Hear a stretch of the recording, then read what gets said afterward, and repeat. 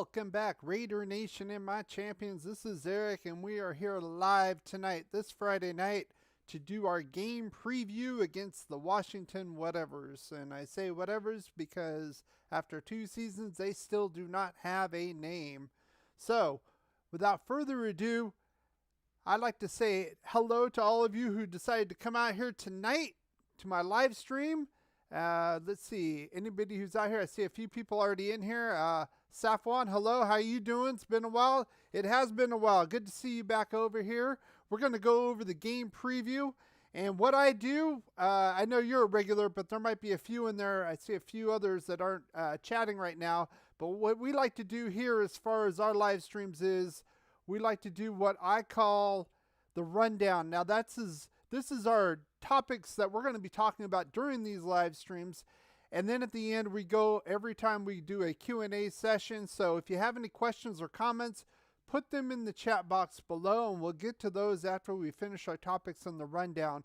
Hey, Sandy B, good to see you here. Chevy Silver Raider. Yeah, the last time we played Washington, we lost. That was 4 years ago. So, I mean, completely different situation, to be honest. So, but we will go over that. But the first thing I want to go over is the poll I put out earlier in the week. And I mentioned this. Now, we did have a good game against Dallas overall, especially on the offensive side. We had nearly a little over 500 yards, actually 509 yards total, rushing and receiving. I asked, well, is this an aberration or is this going to keep going? Because it looks like Deshaun Jackson is actually kind of fitting into the offense finally after 3 games. And here are the results of the poll right here. And most of you, a little over 3/4, said you weren't so sure. We need to see it again, do it a second time to actually make believers of us. And frankly, I agree with that because I'll get my face off there so you can actually see the poll. There you go. So 70% total said they weren't so sure. We want to see it against Washington.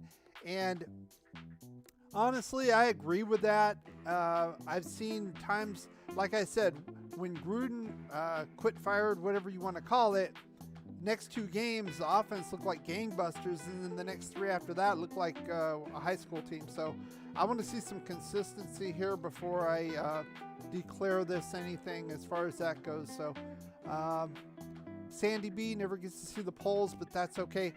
They should be coming into your feed. If you are subscribed to the channel, you hit subscribe and you hit the bell notification right next to the subscribe and hit select all. That way you'll get these feeds. They should be popping up into your subscriber feed. Also, you'll be notified of various live streams like this one and other ones that we do. So let's get right to the game review in and of itself.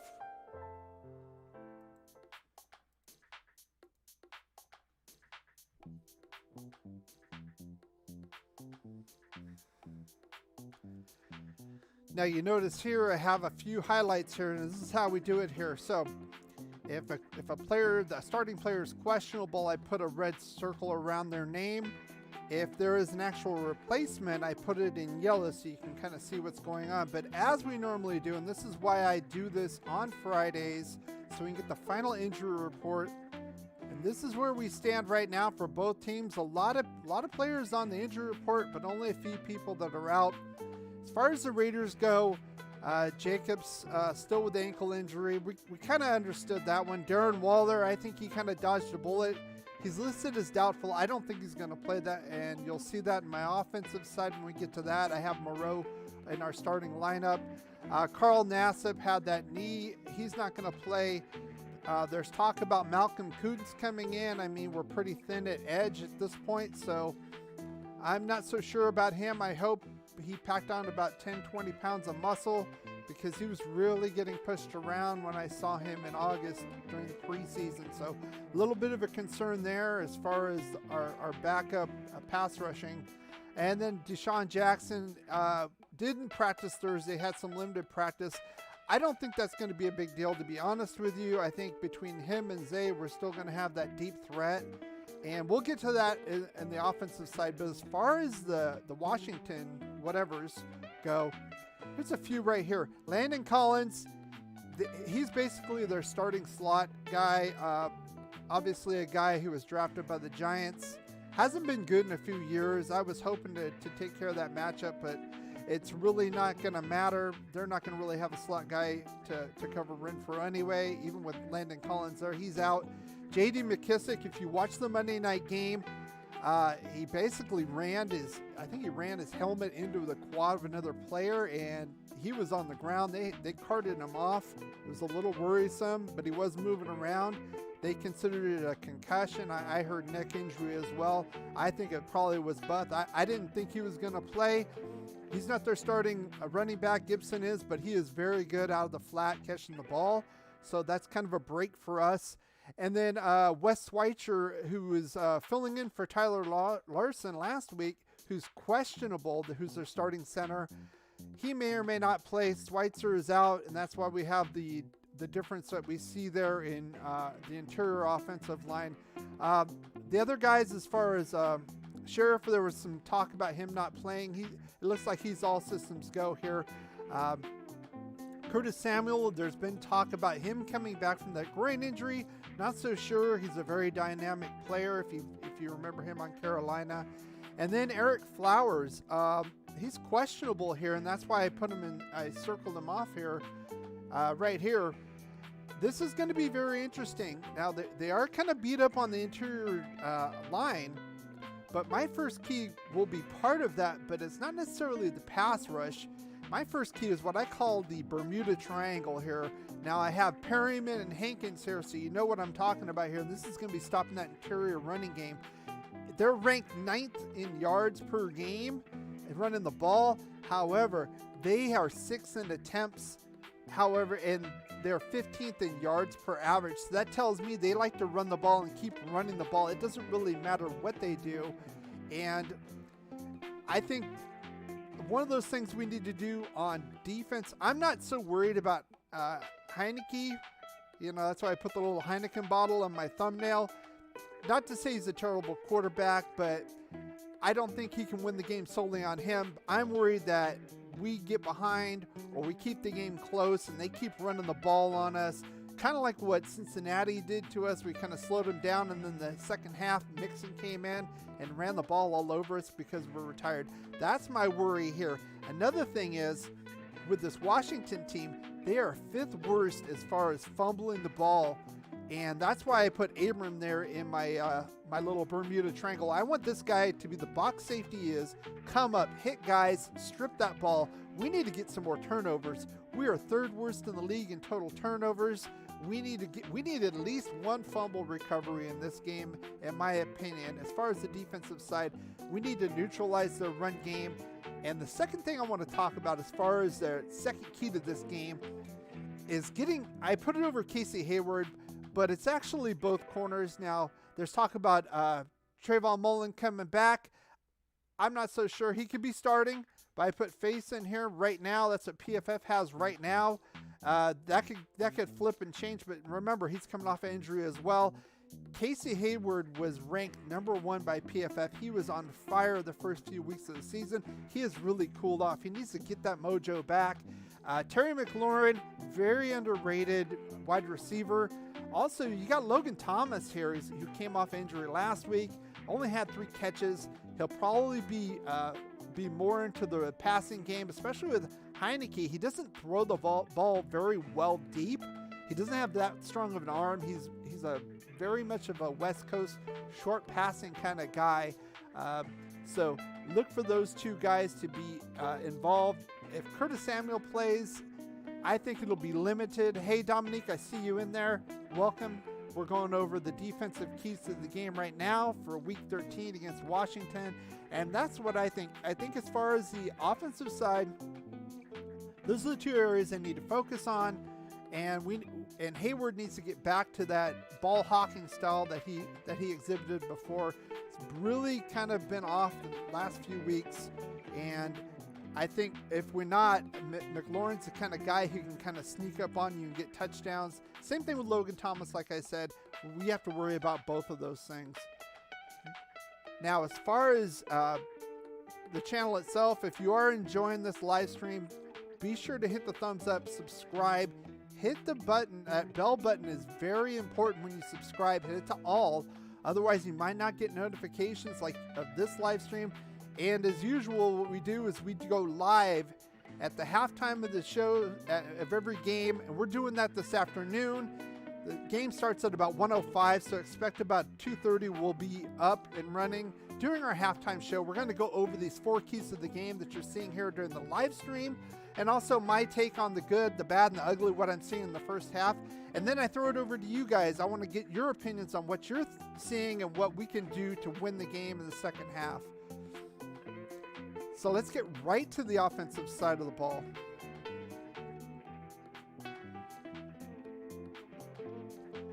Now, as far as the offensive side of the ball, I'm going to say the same thing.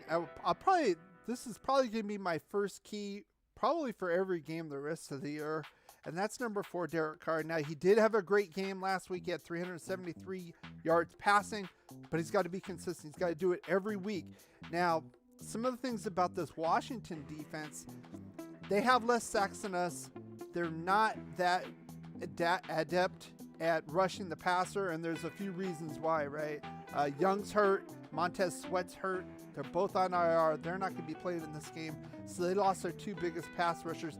They do like to blitz like crazy, and I think that kind of plays to Carr's strengths. He just needs to be consistent and just stay in that pocket and hit guys like Renfro, Foster Moreau, get him utilized as well. I'm not expecting a huge game from Moreau rather. I think he's going to distribute it out, and I think that's the key. Whatever we do, if we get the ball first or we defer, we need to go down and score. We need to get up early against this team. This is the type of team that's kind of gritty, that likes to run the ball and likes to stop the run. And wants you to pass, but their pass defense isn't that great. I think if we can get ahead of these guys and dictate the terms, that goes a long way. And it starts with number 4. Like I said, that's the same vibe I had as far as stopping the interior run game, but really it starts with Derek Carr. And the other thing I want to talk about here is the second key to this game. It kind of goes along with Carr, but we need to see more of what we saw with the deep threat with Deshaun and Zay. They had over 100 yards last week total combined, had the touchdown. Deshaun Jackson, I want to see more of that. I know Deshaun's questionable, but I figure he's going to play anyway. I don't see him not playing. Zay Jones is going to be in there as well. And the big key to this is this Washington's pass defense. Like I said, it's 30 in yards, but it's worse. It is the worst as far as total air yards per game. So we can take huge advantage of this, throwing it deep. We can sucker these guys in. They like to blitz a lot.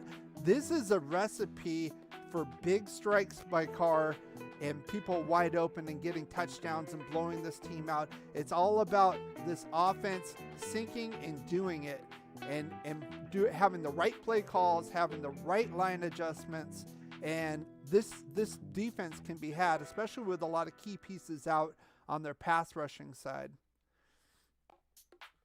Now I'm going to send this over to you guys now. We're going to talk, and I know you guys have been putting a lot of comments in there. I appreciate that. As far as the game, do you agree or disagree with my keys to these games? I like to give out 2 keys on both sides, on each side of the ball, to see where we stand with it.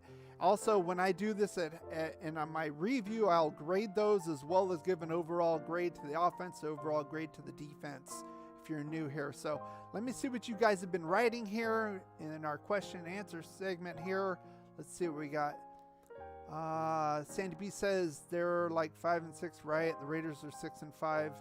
Flipped. I think the Raiders will fare well. Yeah, but you have to remember, Washington's a very kind of little scrappy team. They're a very underrated team. They've been hit with injuries big time, and I think that's seriously affecting them. And also you have this Taylor Heineke guy. I mean, this is his job to win or lose the rest of the season. If he doesn't perform, he's just going to be a journeyman quarterback. So if he wants to be a starting quarterback, he needs to perform. It kind of sounds familiar, kind of on our side too. I don't think he's as talented as Derek Carr, to be honest with you, especially with his arm. Not just location issues, but just the arm strength. It's not there. And I think like veterans like Hayward can kind of sucker him into some interceptions if we do that. Send a little wrinkle here or there. Maybe Nate Hobbs could do something. As far as like nickel packages, I'm very interested to see what we do. But like I said, the key starts with stopping that run game. That's their bread and butter. That's what they like to do. They like to run like crazy, even if they only get 2 or 3 yards a carry. Like I said, their yards per carry average is middle of the road, but they're one of the highest as far as attempts. So that tells me they just want to keep running it, and try to play decent defense and stay in games. So that's what we need to do as far as the defensive side. Like I said, neutralize that pass defense. Make Taylor Heineke beat you. And then have Derek Carr. Derek Carr needs to feast on this pass defense. It's not that good. You can go deep on these guys. They're going to blitz. They're one of the highest blitz. They're in the top 5 as far as blitz percentage.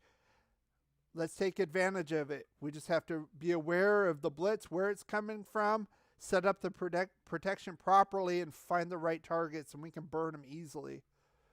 Let's see. Sandy says, yep, I double checked. Thanks. Dominique, I saw you on the channel. You have great insight. I was on a few live streams this week. Pretty good overall. I mean, so let's see. Safwan Ben says, I think that the run defense is misleading. I think the reason their defense run D looks so good is because every team easily throws for 400 yards on them. Why bother running? Yeah, I didn't even go to our running game. That's the whole point. They're pretty good at tackling, and they're pretty good as far as not allowing a lot of yards after catch, but their air yards are a joke. You can burn them deep. And now that it looks like Deshaun's kind of sinking now with the offense, his 3rd game in, he looked pretty good against Dallas. Honestly, Dallas's defense to me is better than this defense. Chase Young's out. Maybe if they had Young and Sweat in there, I'd be a little bit more worried, but he's out. They had Micah Parsons last week. Like I said, I think he's going to be Defensive Rookie of the Year. I think this is the kind of game the Raiders should win, and win by double digits, to be honest with you. I think we should score probably 30 to 40 points in the game, maybe give up around 20-ish. That's where it should be, but we'll see. You never really know. Turnovers could be a key like everything else, but Carr should be able to feast. Carr should be able to feast and find the right looks. So that's what we're counting on here. I do agree with your keys. Yes, we have to set the tone with this team. They like to run the ball a lot. Get them out of their environment. Get them down a couple scores where they have to pass. It is what it is. I also didn't mention our pass rush. It's been kind of stagnant lately, to be honest. I know Yannick has his 8 sacks. I talked about that in my off-season review when we picked him up. I know a lot of fans in Raider Nation did not like the pickup, and I said, his floor is 8 sacks. We're coming off of like 20-something, I don't remember, 23, 24 sacks for the year. Pathetic. It's like we could probably nearly double that sack count, especially, like I said, with Crosby coming back. He had 7 last year, but he had a busted up shoulder. He played through it. Having Yannick on the other side, it's huge. But I don't know what's going on with Max Crosby, but he needs to get into it. He hasn't had a sack since Denver in week 6. It's time for him to kind of take care of business, so to speak. Let's see. The best secondary for Washington, Safwan says, is probably Josh Washed Up Norman. He's one easily frustrated, emotional. I hope we're exposed and send him an early message. Yeah, that's why I said they don't have a lot of people. They don't have anybody in secondary anymore. Like I said, Landon Collins came over from the Giants. It looks like he's out. So, but I mean, I was hoping he would play because Hunter Renfrow would take his lunch money easily. He's not that good. And like I said, we have a lot of good matchups in the passing game. Like I said, the big thing is just have the proper coverage for the blitz pickups. The offensive line's been doing better lately. Not to say they're great, but last few weeks have been a lot better, especially the running game. Uh, but I would say like the pass blocking was like an F. Other than Brandon Parker, I think Brandon Parker is a joke. Uh, I don't know what we're gonna do about that. I'm hoping since Young and Montez Sweat aren't in there that he can handle their backups, but I'm not very optimistic with that. Um, we're just gonna have to figure that out if we're gonna use the running back to chip on his side. But I don't trust him one bit, and I still don't understand why he's starting right tackle. I haven't I haven't gotten that one for a while. Gruden's not here anymore, so I don't know why he's still even starting. To be honest. Let's see. Landon Collins out will be huge for the run game, pass game. He helped call plays. Well, yeah, he's a veteran, but he's not that good anymore. He's not. He's not the Giants. Landon Collins. I wasn't too worried about him. Um, Josh no, Josh Norman is with the Niners. Yeah, I didn't see him. He's not. He's not on their. I didn't see him in their depth chart. So let's see. Safwan says I don't think so unless I mixed his name with someone. Yeah, he's not with them anymore. Kendall Fuller. Kendall Fuller's okay. He's our starting corner. PFF has him lined up with against Brian Edwards. Hang on. Has him lined up against Brian Edwards. Uh, I, he's probably their best player in the secondary, but I would say he's probably an average player to be honest. Uh, I'm not so worried about it. I think that the key with Carr is to distribute the ball like he does. When he does that, when you see the stat sheet with, you know, Renfro with 5 to 7 receptions, Waller's not going to be. Maybe Moreau gets 5. You know, Zay and Deshaun maybe get 6 or 7 combined. Maybe three to Edwards, 3 or 4 to Kenyon Drake. We're going to win the game.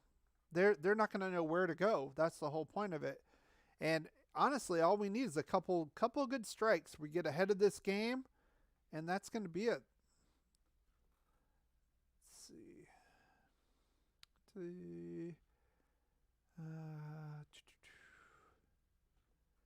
Is Phylon back? No, he is not back. He is not back right now. So we're rolling with Quentin and Solomon Thomas starting alongside Hankins. So, I mean, honestly, I ragged on Solomon Thomas coming on the team. We paid him $5 million. I was like, what the hell are we doing? But he's been pretty good. It's hard to complain about the performance, to be honest with you. And even when he's gotten a few sacks, but even when he doesn't get the sack, he's creating disruption in the middle. And Quentin Jefferson has been a little bit better, especially of late in the middle as far as the run defense. And Hankins, I've ragged on him for a while. He's been kind of picking it up. It's been good for both of those guys. See, Safwan says, can you explain how Murray is ranked 4th in MVP votes and Dak is 5th, but Carr is 12th? Those dudes missed 4 or 5 games for Murray, 3 for Dak. Well, as far as Arizona goes, they were undefeated at one point. I think they have the best record in the league. I think they'll have only lost 2 games. If we're going to talk about, I talked about Derek Carr being in the MVP conversation after those 2 games, after the Philly game when they went on the bye, when we did the review. But you can't be 6-5 and expect to be MVP candidate. It's not going to happen. Why should they give it to him when you've got Mahomes winning the division, right? Or Aaron Rodgers, somebody like that, or Kyler Murray? You're not gonna get an MVP discussion out of it. He has to play well, and the team has to win. It is what it is. Hey, Richard Kidd, how you doing? Welcome to the live stream here. We just went over the preview against the Washington whatevers. That's what I call them, because it's been 2 seasons now, and they still haven't figured out a name for them. I don't know what the deal is. They're probably looking through more emails or something.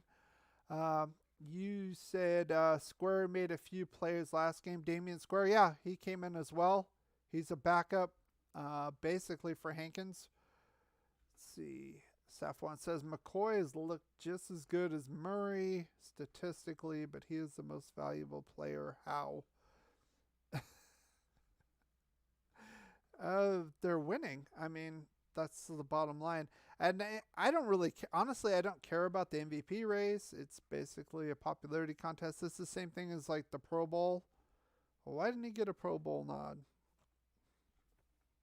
You know, it's like, well, Travis Kelce's going to go and Mark Andrews, so Darren Waller's got no chance. You know, it's like, who cares? That's the way I stand for it. So, let's see. Safwan also says, yeah, but MVP doesn't stand for best record. It's the most valuable. If Carr can carry the team to the playoffs, how can you argue it wasn't the most valuable? Brady on the Raiders wouldn't win 6 games. I think Brady would probably do about the same. The difference is they wouldn't be able to touch him. We'd get all those penalties. Those are huge. And like I said in that review, Gene Stenator, I had my game review live stream. One of the things I talked about was that asshole Gene Stenator. If you're watching the game on Thanksgiving, he's their CBS's referee guru now. He retired or whatever. Good for him. He's the same asshole who used the index card, and he's the same asshole who said, well, I wouldn't have called that because Derek got a roughing. They gave him a roughing against him, Micah Parsons. Derek, if you watch the replay, Derek Carr gets hit 3 times in the head. One, a slap, which should have been called, and then a couple that were kind of iffy. They were kind of, I would say those were incidental by legs. One Parsons, I think, incidentally, and then somebody else came in. I wouldn't have called those, but the slap to the head, you got to call that. I mean, if that was Brady, they would have said all 3 of those were roughing calls. That's what I'm talking about. You sniff on Brady, it's a flag. So, and that's huge. Those are first downs. Those get you extra first downs that you get to carry the ball more. That's the difference between a field goal and a touchdown. So, just on that alone, maybe Brady would be better in this offense, to be honest, because he's a golden boy. Thanks, Sandy B. I appreciate that. Hit the thumbs up, subscribe, and hit the bell notifications. That's the big thing. If you don't hit the bell notification, there's a little bell right next to the subscribe, and you don't hit it to all. I don't know what's going on with YouTube. You don't get all the notifications. Sometimes it's been screwy anyway, but to be sure, I would say your best chance is to hit that. Otherwise you'll be on there. It'll be on your feed. It won't pop up saying the next time I drop one. Again, I will be dropping this one. Probably I'll drop the next one tomorrow. Like I said, every halftime we go live. We go for about 15 minutes. And we just come on here and we talk about the game and we talk about what I think we did well and what we did shitty, and then get your opinions on it. And like I said, it's about 15 minutes and we go back to the game in the second half. I know some people here want me to do a live stream for like 3 hours. And one, I can't show you the game here for copyright reasons. So you just be sitting here watching me say, okay, Josh Jacobs got 3 yards. I don't know how interesting that is. I would rather come back at halftime. If you want to do like maybe a post game right after the game, we could do that. If we want to do something like that, if you want to put that as a comment or a suggestion, yeah. But to me, like just sitting there for 3 hours is kind of difficult. And then everybody's kind of got different feeds, so you're kind of seeing things differently. But that's just my opinion. But when we come on halftime, we're short, we're sweet. We go through the rundown here just like I have. Just like I have right here. And we go over those keys and I tell you what I felt. And then we talk about this every time we do our Q&A session. Because I'm interested to hear what you have to say as well. You know, it's not just me talking. I go through and I research this stuff because I'm a Raiders fan. I'm interested in it. But also I want to hear what your opinion about this and then the offseason too. Should we go after Devontae Adams? I think that's going to be the biggest question of all. Are we going to re-sign Derek Carr? He's got 1 more year after this. Are we going to extend him or not? That's going to be a big question within Raider Nation. What are we going to do with this offensive line? Are we happy with the defensive tackles that we picked up, like Jefferson, like Solomon Thomas? Because we only got them on 1-year deals. Are we going to give those guys contracts? And then Max Crosby, we're going to have to be paying him money too, obviously. So a lot of things going on this offseason. Obviously, since we have, as far as the league goes, we have people in the seats now. They're going to be making more revenue, which means the salary cap's going to be going up. It actually went down for this season. It's unprecedented, obviously, because of the COVID, but it should bump back up, so that's going to help us out as well. They're still taking cheap shots on Renfro. Yeah. And that's honestly, Chevy, that's why I looked in the offseason signings like Willie Snead. I thought that's why we got Willie Snead, Renfro insurance in the slot. He's gone already. He was cut. So I don't really know what's going on with that. Plus he returns punts. I don't like that. I mean, he's decent at it, but to me, I'd rather have him fresh and injury-free in the slot. I think he's more valuable there. And then, I mean, how hard is it to find a speedster to return punts? To be honest, I think it would be. I think it's more of a liability. He's going to get hit. He's going to get hurt. And then we're going to have another weapon down. We already have Waller down. I don't know how long he's going to be out. I figured he wouldn't be playing this week. I think we really dodged a bullet with that IT injury that they had. It wasn't a knee injury. It's like this, they call it fascia. It's just kind of connective tissue on the side of the knee going all the way up to the pelvis. I guess he strained that, so way better than a knee injury. So let's see. Sandy B says, yes, those refs are prejudiced against the Raiders. Well, the history of the Raiders is because Al Davis made a lot of problems for the league. So it's been going on for a while. It keeps happening. The question is, why does it keep happening? I mean, Mark Davis is just he's a complete opposite. He's a kiss up. He's way the other way. So if anything, we should be getting some calls now. Ben says Nassib got a 15-yard flag for tapping Herbert on the head with his follow through. Yep. That's what I'm talking about. So why is Gene Stendator bitching about us getting a roughing call on Carr when Micah Parsons hit him in the head? I don't get that one at all. Dominic says, would you trade Waller? No, unless he demanded a trade, like Gabe Jackson did. Let's talk about Gabe Jackson. How's he doing up there in Seattle, talking that shit against the Raiders? And Seattle is like 3-8 now. I watched that game he was in last in. He was pathetic. He looked like a guard version of Brandon Parker, Mr. Turnstile inside. He was not worth the money. I figured, like I said, when I did my offseason evaluation of the salary cap, I'm going to do that again in January after the season's over. I'm going to look at it, and I'm going to give you my unbiased look. I know a lot of people got mad when I said he and or Incognito are going to be gone because we can't afford them. There's too much money there.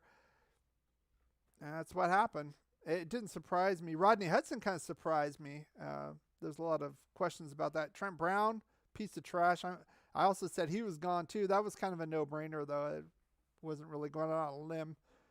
Guy played 8 games. He only played half a season for, each season? So we got halftime from him. Halftime and full pay. Too busy eating McDonald's. That's the problem with him. Ben says, no chance in trading Waller. Best asset. Yeah, I would agree. And right now, I think my opinion right now is we need to extend Carr. And we need to go after Devontae Adams. Finally get that wide receiver one. Just think about that. We get Devontae Adams and we get Waller. What are teams going to do? Seriously. And then have a deep threat if Zay's not it. I'm not so sure about that. If he was just a Gruden guy and they're going to keep him. Deshaun's 35. I'm not so sure if he's got another year. If he wants to come back for cheap, I wouldn't mind him if he's healthy. Or get one in the draft, right? Get a speedster in the draft. So just think about that, though. That would just be impressive. And let's see, Dominic Jacobs is gone, though. I like Jacobs. The problem with him is he can't stay healthy. And we've seen this for a couple of years now, and I talked about that when I was talking about the draft and my thoughts about getting a guy like Ramondre Stevenson. I talked about him in the mock drafts before the NFL draft. It just made sense. I didn't see Jacobs lasting 16 games, but then we went and got Kenyon Drake, a guy who's more of an outside, like a McKissick. He's more of like a J.D. McKissick guy, a guy in the flat. He gets more. I think he gets more receiving yards than he does rushing yards. He's a good player, but he's not an inside gritty kind of a guy. I was sure we were going to draft a running back like that, especially after we got Drake in free agency and gave him that money. It's like, well, we can get a guy for relatively cheap in the draft, later rounds. We didn't do it. So, and I'm gonna make a draft video also, an evaluation draft for the last few years. That's going to be another key thing as far as Raider Nation is Mike Mayock. What are we going to do with him? Is he going to stay or go? Should he stay or go? That's the bigger question. Because I have no faith in Mark Davis as the owner. He's a Tommy boy. He knows nothing about football. But I will look through this and I will make a case one way or the other. So look for that as far as videos go in the off season. We'll go over that as well. Let's see, Dominic says, I wouldn't either, but some think our offense is better without him. Who would think that? who would think our freak of a tight end who can play wide receiver, him not being on the field makes the offense better? I don't get that at all. I haven't heard that one, but Dominic also says, I definitely would trade Jacobs. Here's the problem. You're not going to, especially at the position running back, you're not going to find many takers as far as a running back trade, to be honest. Plus his injury history. I say keep him and get a viable backup. This is why the whole Kenyon Drake thing didn't quite make sense for the type of running back he is, to give him that kind of money. Plus, we're not using him that much, relatively speaking. I thought that maybe they would try to use him more. Unless Drake has big holes, and he's not really good inside. Anybody can run inside big holes on the inside. He's a guy in the flat, sweeps, screens. That's his game. So, and then we have Jalen Richard, another kind of quick, kind of small kind of guy. It's like, we need a bruiser. We need another bruiser next to Jacobs. You have Jacobs kind of in the first half, and then you bring this other guy like in the third quarter, you get a lead, and just pound the hell out of them. Just beat the other team into submission. That's what we need to do. Let's see. Ben says Jacobs' entire social media seems like he wants out. Okay. And then again, this is kind of talking to a lot of the questionable draft choices we made under the Gruden/Mayock era, for lack of a better term. Now I know Mayock wasn't there for the first season. He had good old Reggie, but still, these were guys who were analysts for years, and there's a lot of questions, especially on the top end of the draft. I think we scored with some later rounds, but the first 2 or 3 rounds, kind of iffy. Reaches at best, busts at worst right now, but I'll break it down. What I'm going to do is I'll probably break it down by round and then assign some kind of weight. Obviously, a first round pick, whether it pans out or not, to me is much more valuable, because it's a more of a valuable commodity than a lower round pick. If you bust out there, that's understandable, but maybe weigh them more if you get a solid player in the lower rounds, like a Renfro, a Max Crosby. But I'll figure that out, and I'll kind of put it out there, and I'll kind of put out my case whether or not Mayock should stay or go. Chevy Silver Raider says, I don't have Twitter or IG. Neither do I. I have Facebook only, and that's pretty much all I use, in YouTube as far as the channel goes. Ben also says, with Ruggs and Arnett off the books, we got some good cap to spend next year. I'll take a look at that too. I'll do the same kind of thing I did last year.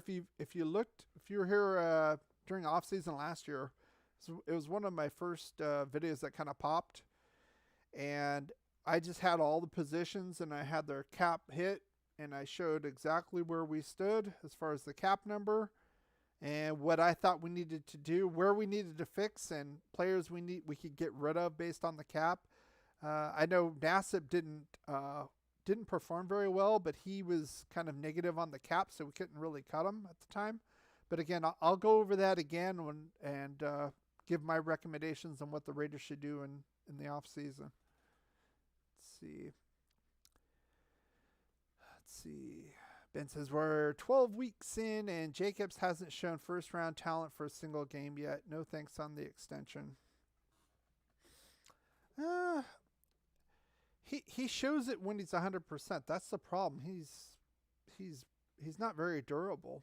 You know, a lot of, the old adage, your best ability is availability, right? If you're not around, it doesn't matter how good you are, right? So it's going to be very interesting to see what they do with Josh Jacobs. I'd like to take a look at that. I haven't looked at the numbers as far as retaining him next year. So again, I'll probably reserve that for a video. I'd rather focus right now on what we're doing this week, what we're going to be doing this season. I know a lot of things have happened with this team, obviously. Can we get into the playoffs at least? I mean, it's been a while. It's been how long? 20 years since we've won a playoff game. We went in 2016, lost in the first round. We got to get some momentum, if anything, for 2022 at this point. And then, of course, I'll go over the evaluation for the offense, the defense, give out grades. Maybe do a thing on Gus Bradley if you guys want that. We can see how he did, some vital stats, compare them to how the team. I like to see how compare him to how the team did last year. Compare him on how Paul Guenther did in his first year. I think that would be interesting. The additions to subtractions also. Maybe grade those to see if those panned out or not. It'd be very interesting. So we got a lot of good things we can talk about in the off season too. It's not just during the season. Let's see. Dominique, I was arguing back and forth with some fools today that were telling me the offense is better when Waller is out. Well, you got the word fools. There you go. I don't get that unless they're saying Moreau is not that much of a drop off, or everybody else can now get balls. And Carr has not been. He has here and there. When he slumps, he tends to go to Waller more, but when he's kind of locked in, he's spreading it. He's like a shotgun. He's spreading it basically everywhere. So I would totally disagree with that. Obviously, I mean, there are some fans, God bless them, they don't really know a whole lot, about X's and O's, about what's going on, to be honest. So, but they're rooting for the Raiders, so gotta love them anyway, right? See, Chevy says Jacobs will be fine. The O-line is not the biggest or best at run blocking yet. Well, that's another thing. With Gabe being gone, I think we were going to rely more on Richie Incognito, and I knew he was not going to give us a full slate of games. And I mean, he might not even play again the way things are going. Remember, this guy was a beast. He played with Miami, had that whole bullying incident thing with the other guy. I don't remember his name. It doesn't matter. He sucked anyway. And then he went to Buffalo, and then he retired, and then he came back like a year or two later after he retired from Buffalo and played and looked pretty good for a while, then got hurt, and then came back here. He wanted to play again. I mean, he's got the heart. It's just the body, you know. Father Time. What's he, about 35 now, I think? 36. I have to look. But he's up there, and he's had a lot of injuries, you know. So I like him when he's on the field. He's a bruiser, especially in the run game. Let's see. Fools being the key word. Absolutely. Ben says, love to see the ratio of our penalties versus the others. Okay. We can do that as well. I'll talk about that. I'll make a note of that. So you're talking about as far as the off season or week to week, Ben? I can do that either way. What I like to do now, we're pretty. I did take a look at our penalties. Now, it's a little weird as far as the number of penalties. We're not doing so bad. It's the yardage. I think we're like in the top 5 as far as total yards. But number of penalties, not that bad. We're probably about middle of the road. But again, we get a lot of the roughing calls. We get a lot of the personal fouls, the PIs, you know, those big ticket items. I think more so than others. So it drives our yards per game up as far as penalty yards. Let's see. Just in terms of valid penalties versus yardage. Yeah. Well, yeah, that's basically, I can show that. I'll do that. But yeah, basically what I told you.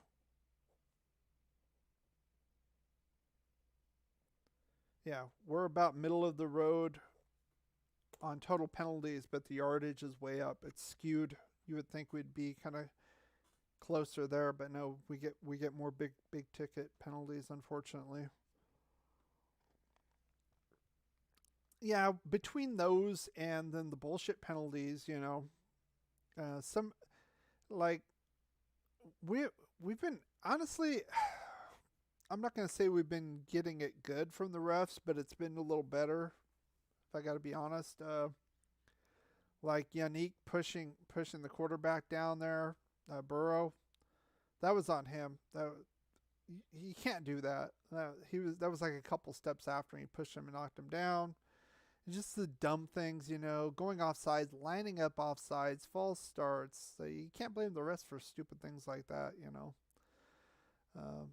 So, but again, we're not that terrible. I mean, comparatively speaking to the past, where we'd be like leading the league in penalties year after year, we're better.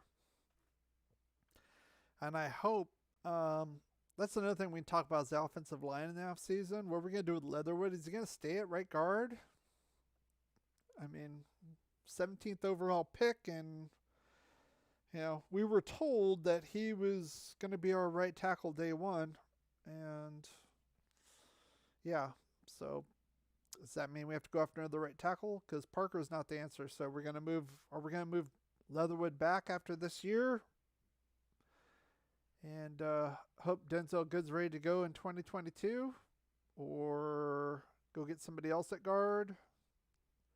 Obviously, I think we're gonna have to replace Incognito as well. So we got Simpson, who's kind of hot and cold, to be honest. He's not great, but he's not terrible.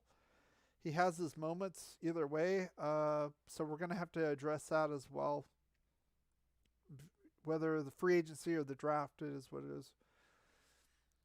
Let's see. Ben also says the one exception was the Cowboys game where we were favored in penalty yards. Yeah, that's because they kept holding our receivers. 4 PI penalties, and they were crying about it. And if you look at the plays, they were either pulling a DJ Hayden and holding the whole time, or they were face checking and not playing the ball and making contact, and that's a no-no. They call that on everybody. You know, it was amazing, all these Cowboys fans crying about calls. It's like, are you kidding me? Like, they're going to give the Raiders calls? I mean, those were blatant. You have to call that. They were getting burned. And I can see the same thing happening this week. We need to test these guys. Uh, this secondary is not that good. Go after them. Like I said, worst in air yards per game. The Washington whatevers. The offsides, it's nuts. Possibly, yeah. And the false starts, especially at home. I, I can see if you're on the road and it's loud, like you're at Mile High, and it's loud as hell, and you can't hear her, and you're on the tackle, and you're a tackle, and you can't hear her. And yeah, I can see that. But at home, when it's quiet, it's just lack of concentration. It's ridiculous. Um, Chevy says when he's stronger, maybe next year, third year, put him back at right tackle. Okay. And to me, I'd rather have him at tackle because to me, it's a harder position to fill. Obviously, it's harder position to fill than guard. You have more of your threats as far as getting to your quarterback, right? To me, it's like war, right? Or chess or whatever analogy you want to say. So bottom line is you want to kill the quarterback on the other side and you want to protect your quarterback. And the pass rushers are mainly on the edge. I mean, you got an Aaron Donald here and there, Leonard Williams, okay, a few guys like Allen and Ioannidis with Washington actually. There's an internal threat, but for the most part, they're edge rushers on the outside. So you need to have some solid bookend tackles to keep your quarterback upright and healthy. Let's see. So I would rather have him at tackle if he can play there. So it's more of a valuable role, in my opinion. Ben says, I saw Instagram fact a few weeks back showing the Raiders about 60 yards ahead in offsides calls, number one in lining up offsides. Yes. Yeah. Especially at the tackle position. I know, was it Jefferson got one of those? How the hell do you get an offsides call lining up offsides when the ball is like right here and you're right here?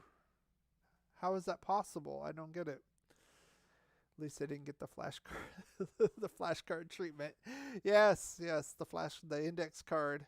I showed a picture of that in my preview too. I wanted to make sure everybody remembered. Yeah, that was insane. I wish I was making videos back then. I would have lost my mind. I mean, the whole thing was freaking stupid as it was, right? Number one, even using it. Number two is fourth down, and Dallas didn't make it. You know why? Because they put, okay, here's the ball, here's the sticks. They put the flash card in, right? And it went down, right? It went down. Here's the stick. It went down. That means there was space. It wasn't touching the stick. So that means they didn't get the first down. They gave it to him anyway. That's the same idiot, Gene Stenator. He was probably paid off or something. That was just beyond stupid. It was folded. Yeah, it was folded in half, but the point is, he put it in it, and it fit in between the stick and the ball where they spotted it. So that means there was space. That means Dallas didn't get the first down. It was our ball. Game's over. Absolutely ridiculous. So anyway, we gotta focus on Washington, and then we have our last 5 against AFC opponents, divisional opponents, and also the Colts and the Browns. Both are fighting for playoff spots. So it's gonna be a dogfight, and I'm hoping the Raiders righted the ship against Dallas. The offense, for the most part, looked pretty good. I know Micah Parsons was causing some havoc, but he's been worse in games. So we kind of held him off a little bit. 1 sack, 5 quarterback hits. That's not bad for him. He's a stud.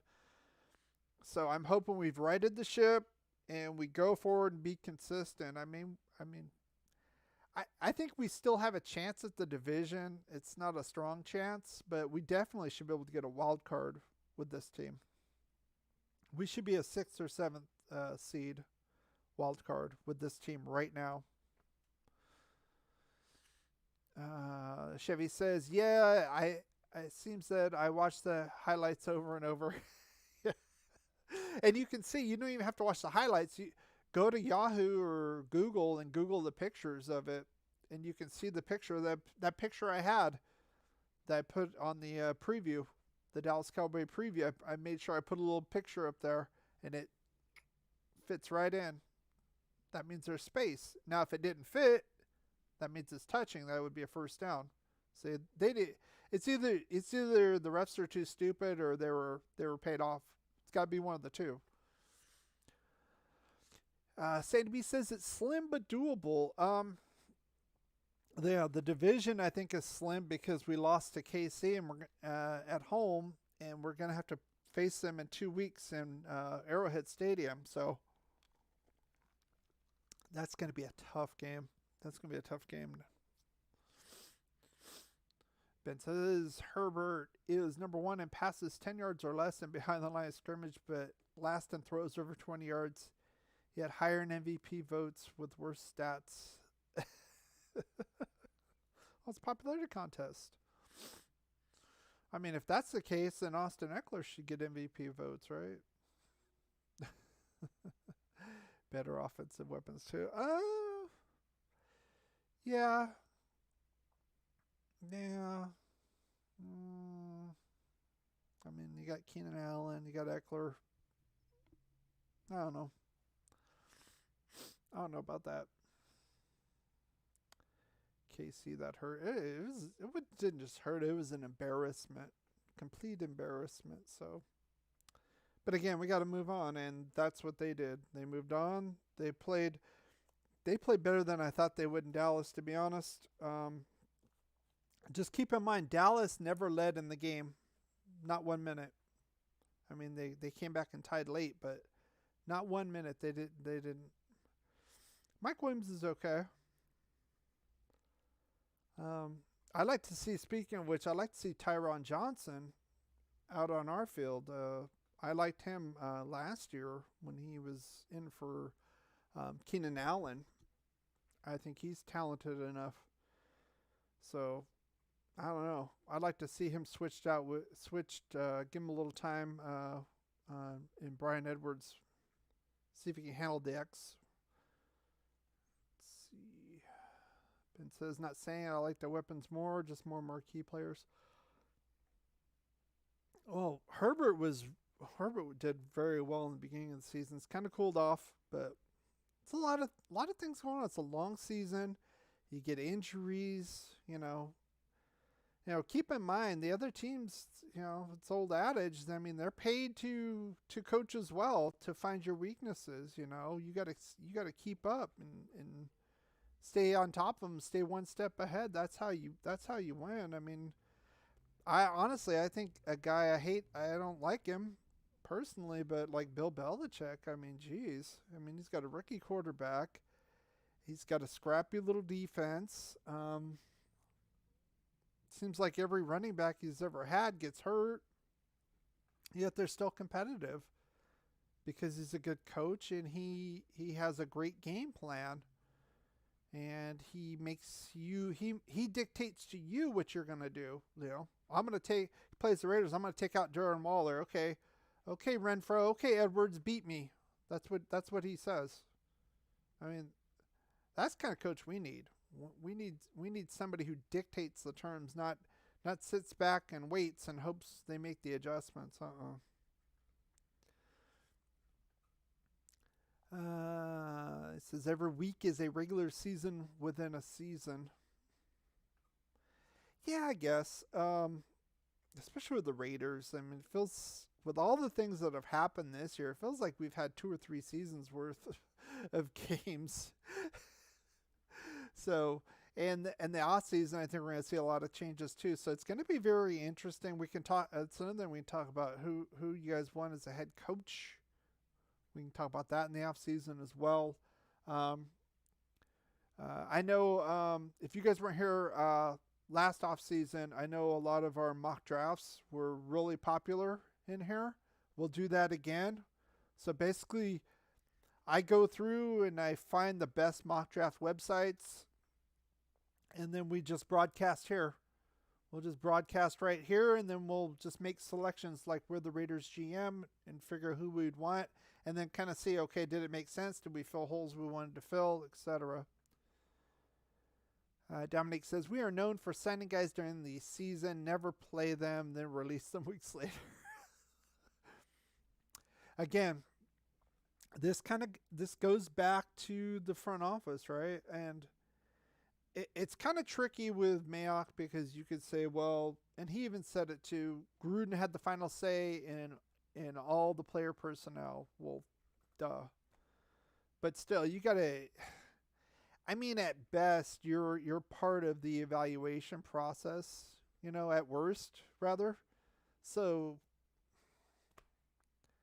he hasn't shirked away from responsibility, to give credit to Mike Mayock, especially post Gruden. He's saying, this is on me, blah blah blah. So that said, I honestly, just my initial evaluation, I would have expected more from a guy who's basically had a job for 15 years evaluating college talent. That's pretty much what he did.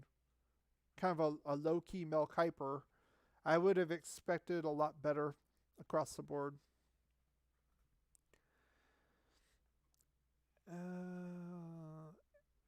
Unless he comes out and says, well, I wanted this guy and this guy and this guy, and Gruden shot me down and took these guys. Otherwise, it's Dominique says, we are known for... Oh, you already said that. Russell Douglas. I think we were just trying to get corner depth. I think we saw the Arnett issues in the offseason. That's why he lost his job. I mean, Russell Douglas, Faison, of course, Casey Hayward. Between that and Mullen getting hurt, and still the secondary hasn't been bad. Okay, that's one thing we have to kind of keep in mind, especially the Raider fans that have been around a while. I mean, I've lived through the DJ Hayden years, right? I mean, compared to then, our defense is pretty good now. Right now, it's probably about middle of the road. And like I said, I figured we'd probably end up around 20th in total yards. And I think we're there right now. So we'll probably finish around there. So Douglas is playing good. I still don't understand why we cut him. I wasn't too key on him in the preseason. He played like against the backups, and I didn't really see it much. I looked at it as a depth move, to be honest. My thing is, why did we cut Isaiah Johnson? I mean, I think I'd rather have Isaiah Johnson out there than Faison, to be honest. We never really gave him a chance, in my opinion. Only played a couple games when we needed him.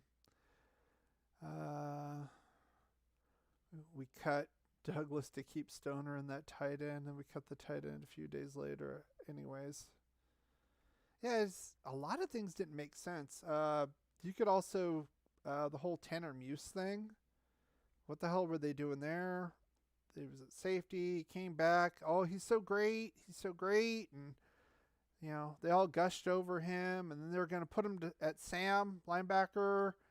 And then they cut his ass. I'm like, what? What are you doing? I think he's still with Seattle. He's like on the practice squad or a backup there. But it's just a lot of head scratching.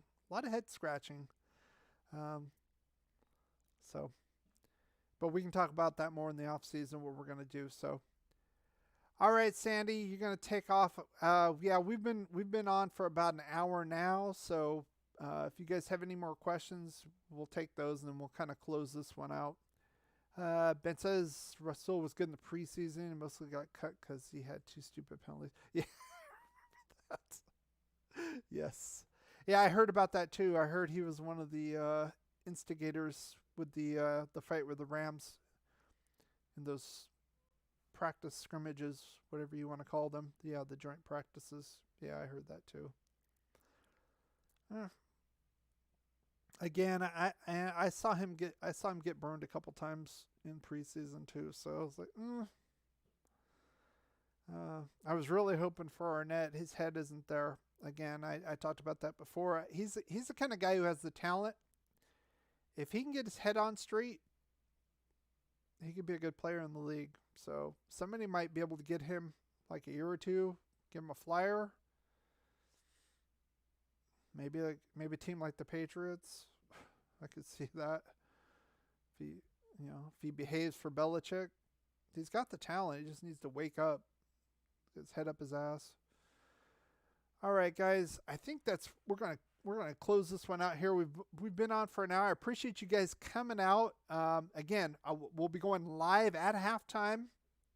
We have a 1:05 start, so we'll probably go on about 2:30, 2:35. Whenever halftime starts, we'll cut in. We'll be on. We'll go over. We'll talk about what I saw, and then we'll talk about what you saw during the first half, and then go on from there. And I'll probably have the game review up Monday, or we could do. I'm not sure if we'll do another live stream Monday or just do a straight video. So we could talk about that on Sunday afternoon. So anyhow, thank you guys for coming out. I appreciate you guys coming out as usual. I appreciate you guys coming out. If it's not for you, I wouldn't be out here doing this. I love the Raiders. I love talking about the Raiders.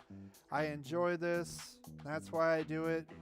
And I enjoy the interaction with you guys to get your points of view as well. So thank you guys once again for coming out. And as always, go Raiders.